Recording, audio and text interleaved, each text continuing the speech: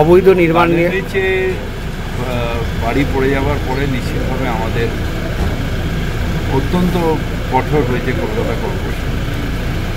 তার আগে যেহেতু এই মিউনিসিপ্যালিটিগুলো আগে ছিল Garden Reach municipality, Jadavpur municipality বা বেহালার আমাদের ওই মিউনিসিপ্যালিটি, ছোটো ছোটো মিউনিসিপ্যালিটিগুলো কলকাতায় এসেছে। সেখানে এই যে নির্মাণগুলোর জন্য যে পারমিশন নিতে হয় এটা ওরা জানতোই না। সেই জন্য ট্র্যাডিশনালি একটা অবৈধ নির্মাণ হয়ে আসছে। কিন্তু এখন আমরা অত্যন্তভাবে কঠোরভাবে কতগুলো জিনিস করেছি। একটা হচ্ছে রোস্টার করে দিয়েছি, যে রোস্টারের প্রত্যেকটা ইন্সপেক্টর অর্থাৎ সাব অ্যাসিস্ট্যান্ট ইঞ্জিনিয়ার থাকে কোন কোন রাস্তায় যেতেই হবে।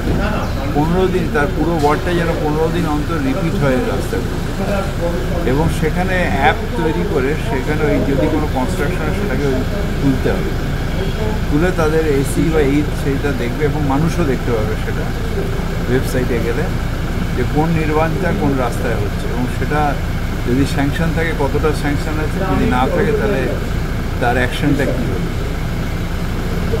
এইটা হবার পরে আমি যে বদ্ধ পরিকর যে অবৈধ নির্মাণ কলকাতায় হওয়ার চান্স আর প্রায় একেবারেই নেই। যা দেখছি এখন তাতে বিরোধী দল তাদের আর সেই উৎসাহ নেই।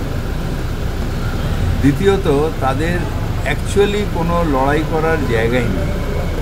আর মমতা বন্দ্যোপাধ্যায়ের উন্নয়ন দেখে বিরোধী দলের যারা সদস্য তারা ইন প্রাইভেট আমাদের সবাইকেই বলছেন যে এর বিরোধিতা করা যায় না।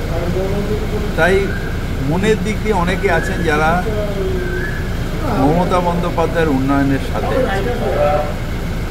এই পরিস্থিতিতে আপনি দেখেছেন যে বেশ অনেকেই এদিকে চলে এসছেন। এইভাবে যদি চলে আসতে থাকে একটা দিন হবে যখন বিরোধী দলনেতার মর্যাদাটাই বিজেপি হারিয়ে যাবে। মানে আপনার দরজা খুললে খালি হয়ে যাবে।